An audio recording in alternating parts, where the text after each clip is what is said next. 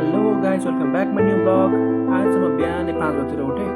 त्यसपछि लागि म मर्निङ वाक गर्न ऐनामा आफूलाई हेरेपछि त्यसो हेरेको राम्रै देखेँ, चिटिक्क देखेँ, काले काले भयो पनि होइन। त्यसपछि मन लाग्यो पद्मपाततिर। पद्मपातको मर्निङको भ्यू हेर्दै म छिरेँ रानी पोखरीमा सबैजना बिहान चाहिँ मर्निङ वाक गर्न आउनुहुन्छ। यहाँ चाहिँ बिहान प्रायः भिड नै हुन्छ।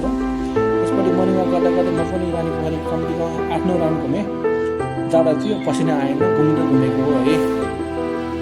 आधी घन्टा घुमिसकेपछि मैले गरेँ भ्यागुते जम्प। अब वेट धेरै भएपछि अलिकति भ्यागुते जम्प गर्नै पऱ्यो। पुतुर गरेँ मैले भ्यागुते जम्प। कम्तीमा पनि मैले आधी घन्टाले भ्यागुते जम्प गरेँ। त्यसपछि गएर मैले पुसअप पनि त्यस्तै 1000-2000 चाहिँ मैले गरिसकेँ पुसअप पनि। त्यही भएर मेरो यस्तो जान बबाल भएको मलाई थाहै छ। त्यसपछि म आधी घन्टा रनिङ गरेँ क्या यहाँनिर अङ्कलसँग गफ रनिङ गरेँ। आधी घन्टा अझै रनिङ गरेँ, कुदिरहेको थिएँ।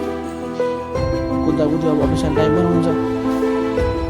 कम्तीमा 1 घन्टा एक्सर्साइज गरेपछि त्यसपछि म लाग्यो अफिसतिर। अनि नुहाइधुवाइ गरेँ, चट्ट आफूलाई फ्रेस बनाएँ।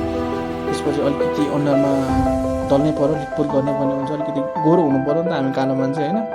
पुरा दले पुरा घसेको छु है, गाला चिटिक्क पार्न गोरो हुनु पऱ्यो नि त अब। त्यही भएर अनुहारमा पुरा लिटपोत गरेँ, आफूलाई चिटिक्क पारेँ। आधी घन्टा मुखमा लिटपोत गरेपछि मैले आफ्नो जुत्तामा अफिसमा रेडी गर्नको लागि जुत्तामा हान्न थालेँ। काली हान्न हात ब्रस लगाएर आफ्नो जुत्तालाई पुरा टिलिक्क टल्काउँथ्यो लाग्यो होइन। अफिसमा चिटिक्क भएर जानु पऱ्यो नि त। तातो घाम ताप्दै आफ्नो बुटलाई पुरा घोटेको छु टल्काउनु पऱ्यो नि त। टिलिक्क टल्किनुपर्छ क्या फेरि मलाई चाहिँ होइन। पुरा बुटलाई आधी घन्टापछि गोड्दा गरेँ चिटिक्क पाएँ। त्यसपछि टक्क बुट लगाएँ। बुट लाउँदाखेरि हेर्नु त यस्तो टल्केको बुट हुनु पऱ्यो नि त। त्यसपछि म अफिसको लागि टक्क सर्ट लगाएँ, रेडी हुनु पऱ्यो। अफिसमा जान रेडी हुनु पऱ्यो। त्यसपछि सर्ट टक्क मिलाएर लगाएँ। अफिसमा जानलाई रेडी भयो। कालो टक्क कालो पेन्ट कालो जुत्ता सर्ट लगाएर अफिसको लागि पुरा पर्फ्युम बनाउनु पऱ्यो नि त। मकमक बनाउनु पऱ्यो नि त। त्यसपछि लाग्यो अफिसतिर लागि पुरा फ्रेस भयो हेर्नु त। कालो मान्छे नुहाएपछि गोरो देखिँदो रहेछ गरिसकेको। त्यसपछि मैले खाएँ खाना, चिकन थियो, थोरै खाना खाएँ। थोरै भन्दा पनि धेरै खाना। 2-3 घन्टा काम गरेपछि मैले खाएँ पराठा। लगभग त्यतिखेर 2 भइसकेको थियो। त्यसपछि एकछिन काम गरेँ अनि मेरो अफिस पनि सकियो। एकदम थाकिरहेको थियो, एकदम खुट्टा दुखिरहेको थियो।